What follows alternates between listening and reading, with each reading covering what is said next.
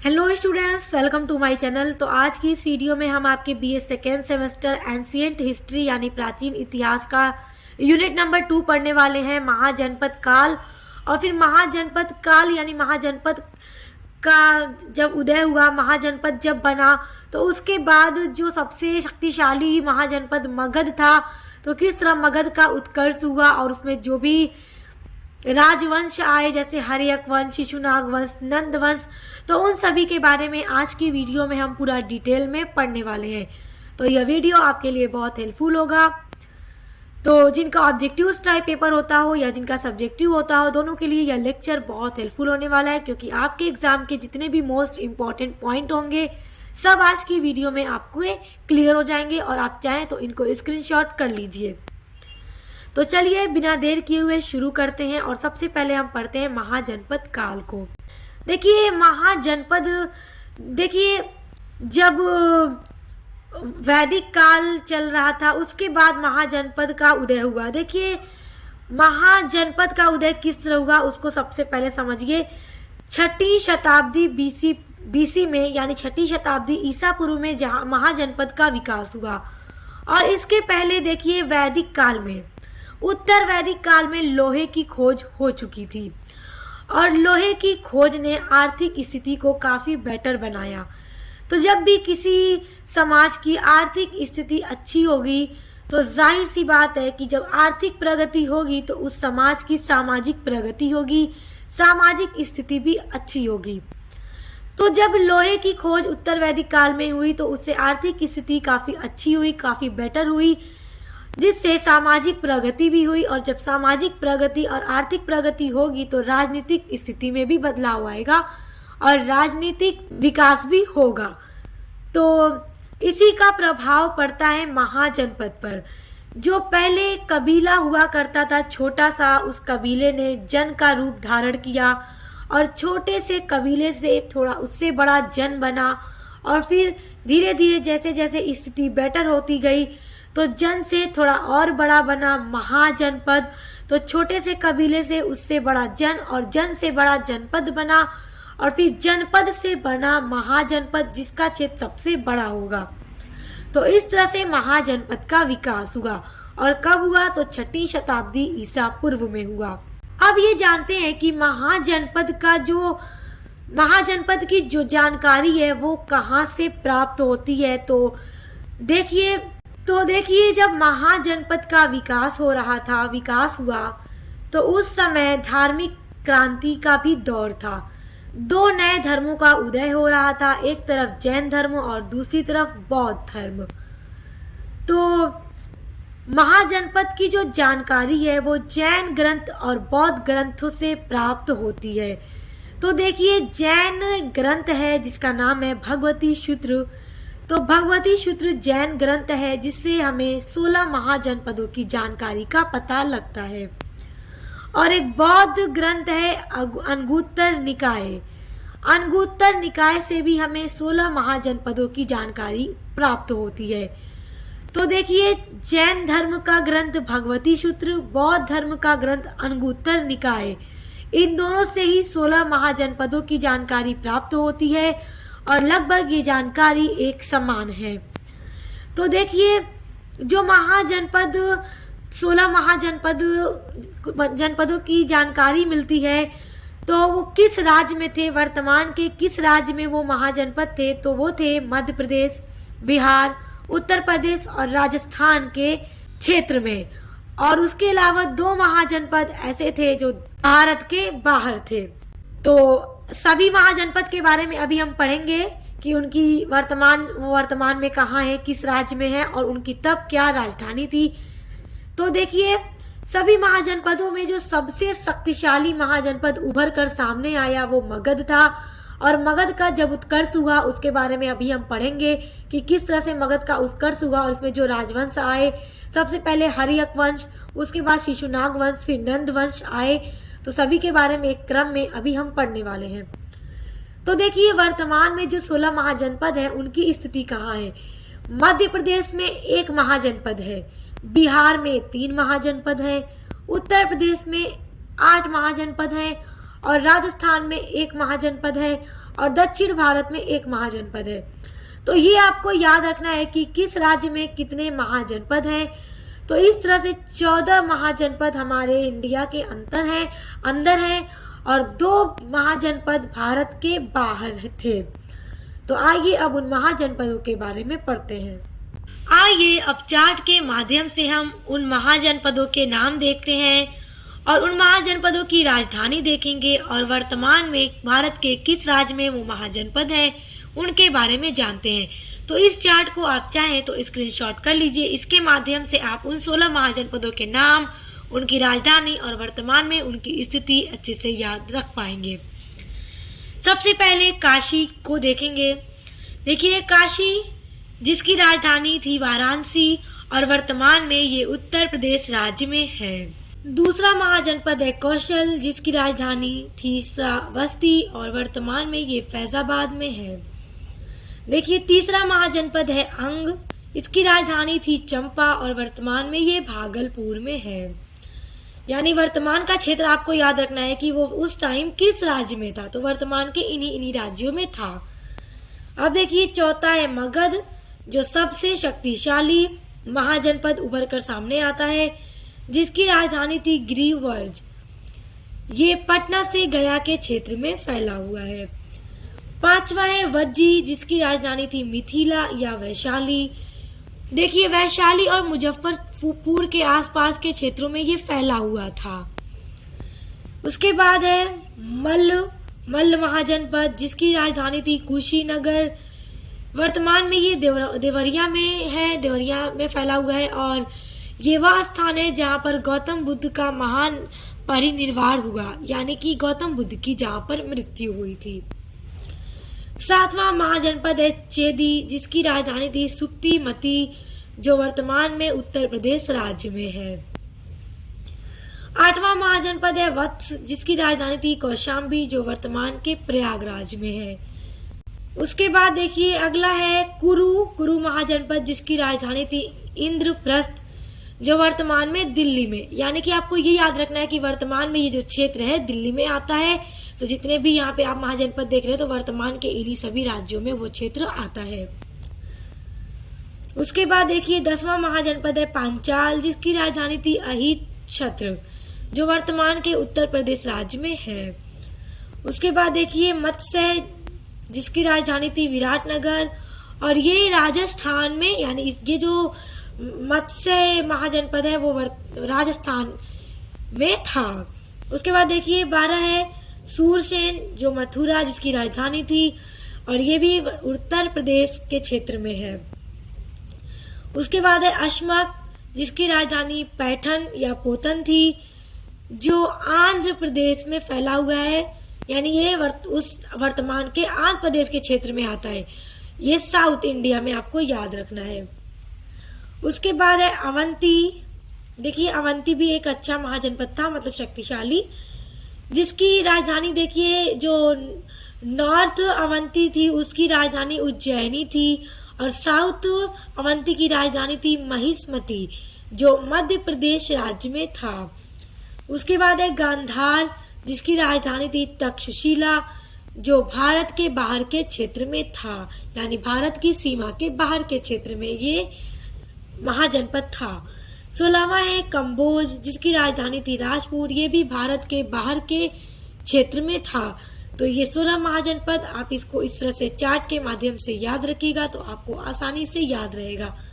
आइए अब महाजनपद जो मगध था सबसे शक्तिशाली, उसके उत्कर्ष के बारे में पढ़ते हैं। तो अब देखेंगे मगध साम्राज्य का उत्कर्ष। देखिए, 6ठी शताब्दी ईसा पूर्व में मगध उत्तर भारत का सबसे शक्तिशाली महाजनपद था और इसके उत्कर्ष के लिए जो निम्न राजवंश थे जिन्होंने अपना योगदान दिया, उनमें देखिए सबसे पहला था बृहद्रथ वंश।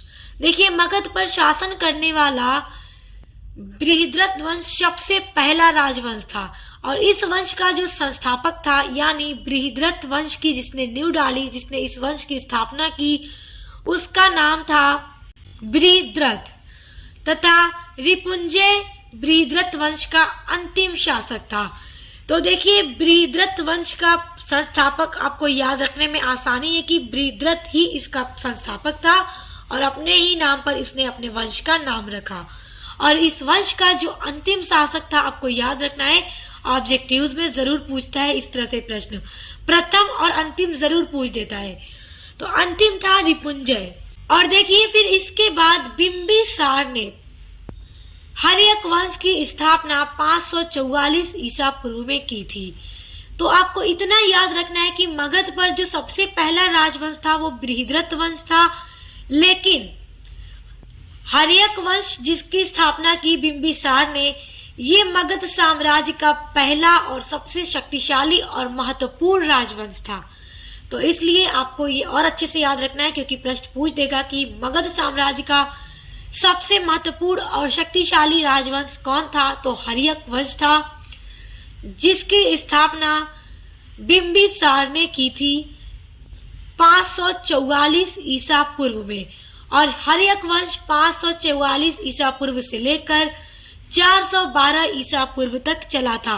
आपको ये याद रखना है कि ईसा पूर्व यानी बीसी हमेशा घटते हुए क्रम में चलता है, और जो एडी है यानी ईस्वी, वो हमेशा बढ़ते हुए क्रम में चलता है। तो इस पर भी मैंने एक वीडियो बना रखी है, मैं आपको लिंक दे दूंगी, आप देख लीजिएगा, ताकि आपका डाउट ईसा पूर्व और ईस्वी यानी बीसी और एडी को लेकर क्लियर हो जाए। तो देखिए, हर्यक वंश का संस्थापक कौन था? बिंबिसार था। कब स्थापना की? 544 ईसा पूर्व में। और कब तक चला था हर्यक वंश? तो 412 ईसा पूर्व तक। लेकिन बिंबिसार ने 544 ईसा पूर्व से 492 ईसा पूर्व तक शासन किया था। तो देखिए, बुद्ध इतिहास के अनुसार बिंबिसार एक ऐसा शासक था, यानी बुद्ध इतिहास के अनुसार ये कहना है कि बिंबिसार हर्यक वंश का वो शासक था जिसने 52 वर्षों तक शासन किया।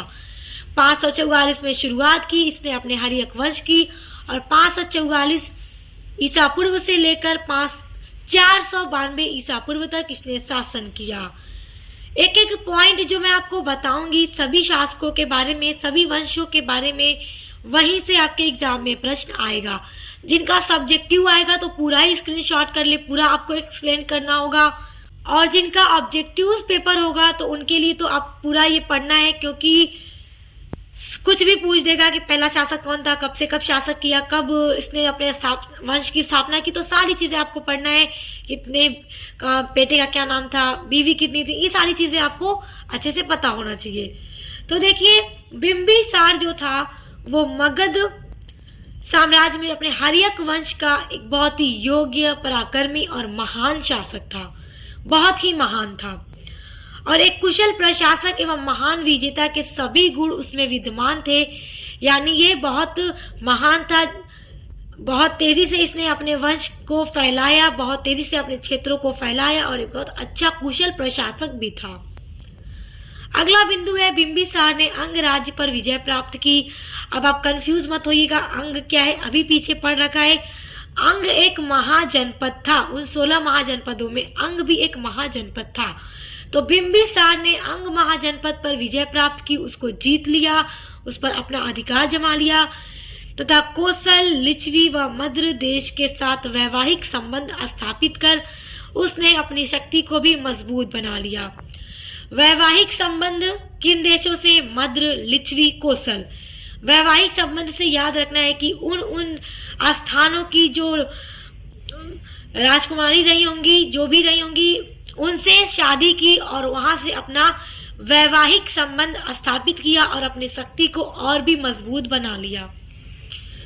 तो देखिए, बिंबिसार ने 3 शादी की थी। प्रथम विवाह यानी पहली शादी उसने कौशल राज की पुत्री और प्रसेनजीत की बहन महाकौशल देवी से की थी। महाकौशल देवी की भाई का क्या नाम था, प्रश्न पूछ सकता है, तो प्रसेनजीत, और पिता का नाम था कौशल राज। यानी कि बिंबिसार की जो पहली पत्नी थी महाकौशल देवी, वो किसकी बेटी थी? तो कौशल राज की पुत्री थी, यानी बेटी थी, और प्रसेनजीत की बहन थी। और दूसरा विवाह यानी जब बिंबिसार ने किया तो दूसरी बीवी का नाम था चेल्लन्ना। तो बिंबिसार की दूसरी बीवी का क्या नाम था? चेलन्ना था। और फिर इसी चेलन्ना का पुत्र अजातशत्रु इस वंश का दूसरा शासक बनता है, याद रखिएगा।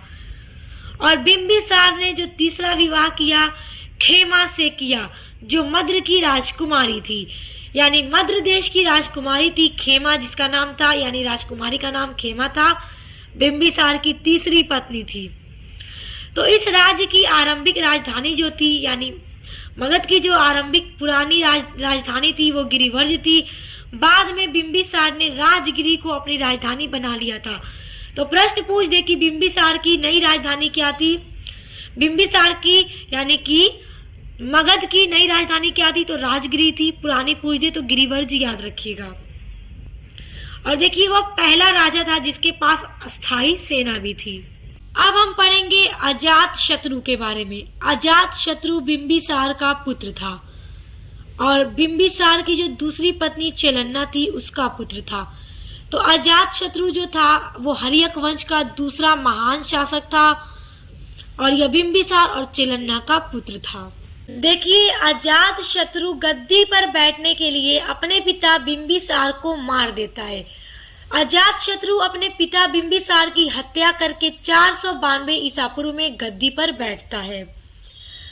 और देखिए अजातशत्रु ने मल्ल, काशी, अवंती को जीतकर मगध के राज्यों में मिला लिया, क्योंकि ये भी बहुत शक्तिशाली शासक था हर्यक वंश का। और मल्ल, काशी, अवंती ये सारे जो थे ये सब उन 16 महाजनपदों के जनपद हैं, याद रखिएगा। तो उन सभी महाजनपदों को जीतता है और मगध राज्य में मिला लेता है, यानी अपने क्षेत्र का विस्तार कर लेता है। अगला पॉइंट है कि वह बौद्ध धर्म का अनुयायी था। प्रश्न पूछ दे कि अजातशत्रु किस धर्म का अनुयायी था? तो बौद्ध धर्म का। उसने देखिए 483 ईसा पूर्व में राजगिरी में प्रथम बौद्ध संगीति का आयोजन कराया। राजगिरी जो थी मगध की राजधानी थी, तो अपनी राजधानी में 483 ईसा पूर्व में अजातशत्रु ने पहला बौद्ध संगीति का आयोजन कराया था। और देखिए उसका मंत्री था वसस्कार, विशिष्ट कूटनीतिज्ञ था। उसकी सहायता से ही अजातशत्रु ने लक्षिवियों को परास्त किया था। जो अजातशत्रु का मंत्री था बहुत कूटनीतिज्ञ था और अपने इसी मंत्री की हेल्प से अजातशत्रु ने लक्षिवियों को क्या किया था? हरा दिया था। और अजातशत्रु ने 32 साल तक शासन किया था। तो अब देखिए अजातशत्रु के बाद इसका पुत्र उदयन या उदयन शासक बनता है 460 ईसा पूर्व में। तो 460 ईसा पूर्व में अजातशत्रु का पुत्र अपने पिता अजातशत्रु की हत्या करके गद्दी पर बैठता है। देखिए अजातशत्रु जो था उसने भी अपने पिता को मार के गद्दी पे बैठा था शासन करने के लिए। और फिर अजातशत्रु का बेटा भी अपने पिता को मार देता है सिर्फ गद्दी पर बैठ के शासन करने के लिए। तो उदयन जो था 460 ईसा पूर्व में गद्दी पर बैठता है और 445 ईसा पूर्व तक शासन करता है। तो देखिए इसे भी अपने पिता अजातशत्रु की हत्या की थी, इसीलिए इसे भी पृथुहंता कहा जाता है। और देखिए इसने पाटलिपुत्र नामक शहर की स्थापना की और अपनी राजधानी पाटलिपुत्र को बनाया। देखिए इसकी राजधानी अभी तक राजगिरी थी, लेकिन फिर इसने क्या किया, एक पाटलिपुत्र नामक शहर की स्थापना की और उसी पाटलिपुत्र को उसने अपनी राजधानी बना ली। अगला पॉइंट देखिए वह जैन धर्म का अनुयायी था। उदयन का जो पिता अजातशत्रु था वो बौद्ध धर्म का अनुयायी था और उस अजातशत्रु का बेटा उदयन जैन धर्म का अनुयायी था। और देखिए बहुत इंपॉर्टेंट पॉइंट है ये लास्ट वाला। देखिए नागदशक जो था वो हर्यक वंश का अंतिम शासक था। आपको ये याद रखना है क्योंकि प्रश्न जरूर पूछ देगा कि हर्यक वंश का अंतिम शासक कौन था, तो नागदशक था। 412 ईसा पूर्व में इसकी हत्या इसके सेनापति शिशुनाग ने कर दी थी। शिशुनाग जो था वो नागदशक का सेनापति था और 412 ईस्वी में सेनापति शिशुनाग ने ही नागदशक की हत्या कर दी और फिर अपने नए वंश की स्थापना की शिशुनाग ने, जिसका नाम रखा शिशुनाग वंश। तो इस तरह देखिए 544 बीसी से लेकर 412 बीसी तक चलता है हर्यक वंश। और फिर 412 में हर्यक वंश खत्म हो जाता है और वहां से शुरू होता है शिशुनाग वंश। तो देखिए शिशुनाग वंश 412 ईसा पूर्व से लेकर 345 ईसा पूर्व तक चलता है। तो देखिए शिशुनाग ने 412 ईस्वी में इस वंश की स्थापना की और गिरिवर्ज को अपनी राजधानी बना लिया। अब देखिए जैसा कि उदयन ने पाटलिपुत्र शहर को अपनी राजधानी बना ली थी, लेकिन जब शिशुनाग अपने वंश की स्थापना करता है तो उसने दोबारा से गिरिवर्ज को अपनी राजधानी बना ली। उसने लगभग 18 वर्षों तक शासन किया था। उसने अवंती तथा वत्स राज्य पर अपना आधिपत्य स्थापित कर लिया और वैशाली को इसने अपनी दूसरी राजधानी बनाया। तो वैशाली को शिशुनाग ने अपनी दूसरी राजधानी बनाया। पहली राजधानी थी गिरिवर्ज और इसने भी क्या किया, अवंती और वत्स महाजनपदों को जीतकर अपने क्षेत्र में मिला लिया था। अब देखिए शिशुनाग के बाद शिशुनाग का पुत्र कालाशोक या जिसको काकवर्ण भी कहा जाता है, ये शासक बनता है। तो देखिए शिशुनाग का पुत्र काकवर्ण नाम से भी जाना जाता है। कालाशोक ने वैशाली के स्थान पर पाटलिपुत्र को अपनी राजधानी पुनः बनाया। देखिए जो अलग अलग वंश आ रहे थे, उन वंश में जो अलग अलग शासक आ रहे थे, अपने इच्छा के अनुसार अपने अकॉर्डिंग अपनी अलग अलग राजधानी बनाते थे। अब देखिए कालाशोक के शासन काल में दोबारा से बौद्ध संगीति का आयोजन हुआ।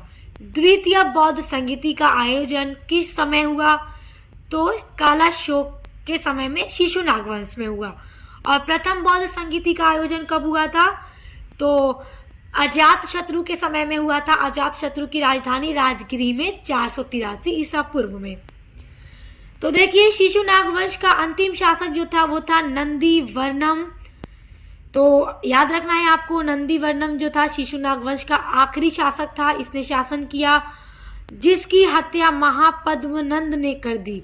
अब देखिए नंदी वर्णम जो था शिशुनाग वंश का आखिरी शासक था और नंदी वर्णम को मार डाला महापद्मनंद ने। और महापद्मनंद ने जब नंदी वर्णम को मार दिया तो वहीं से शिशुनाग वंश खत्म हो गया और वहां से महापद्मनंद ने अपने नए वंश की शुरुआत की जिसका नाम रखा नंद वंश। तो देखिए नंद वंश की शुरुआत होती है 345 ईसा पूर्व में और 345 ईसा पूर्व से लेकर 321 ईसा पूर्व तक चलता है नंद वंश। तो नंद वंश की स्थापना किसने की, नंद वंश का संस्थापक कौन था, तो महापद्मनंद था। पुराणों से हमें यह उल्लेख मिलता है कि नंद वंश का संस्थापक शूद्र था। यानी पुराणों से ये पता चलता है कि नंद वंश का जो संस्थापक महापद्मनंद था वो शूद्र था। शूद्र आप लोगों ने पढ़ रखा है ना कि प्राचीन समय में ब्राह्मण, क्षत्रिय, वैश्य, शूद्र 4 कास्ट होती थी, जिसमें सबसे नीची जो कास्ट होती थी वो शूद्र होती थी। तो महापद्मनंद जो था वो शूद्र था। यह एक महान योद्धा भी था, अतः इसने अपने बाहुबल से मगध को शक्ति संपन्न बनाया।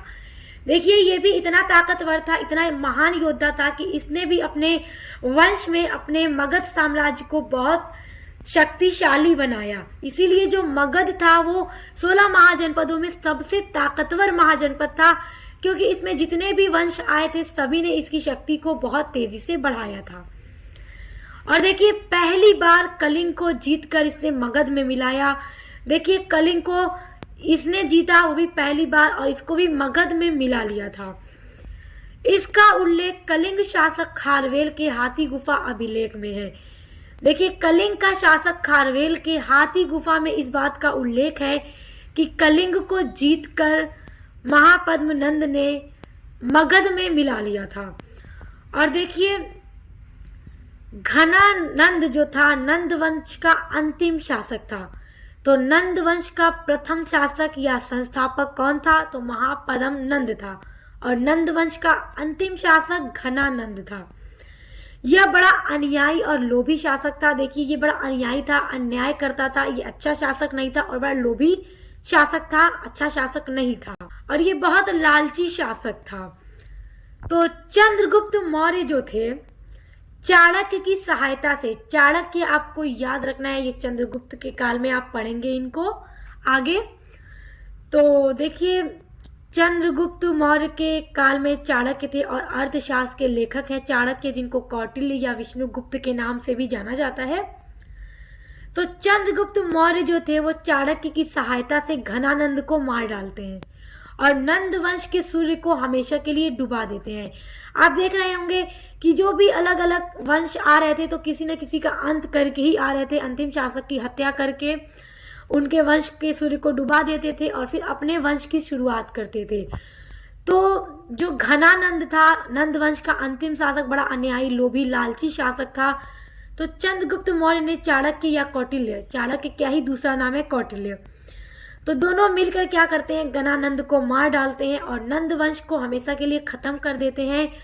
और इसके बाद मौर्य वंश की स्थापना की जाती है, किसके द्वारा, चंद्रगुप्त मौर्य के द्वारा। तो यहाँ से मगध वंश, आप मगध साम्राज्य के जो भी वंश थे एक क्रम में आपने पढ़ लिया आज की वीडियो में, एंड आई होप आप बहुत अच्छे से समझ गए होंगे। तो अब देखिए यहाँ से शुरुआत होता है मौर्य वंश, जिसकी स्थापना करते हैं चंद्रगुप्त मौर्य। तो नेक्स्ट वीडियो में हम मौर्य साम्राज्य के बारे में पूरा शुरुआत से लेकर अंत तक एक एक क्रम में बहुत अच्छे से पढ़ेंगे। तो अब मिलते हैं नेक्स्ट वीडियो के साथ।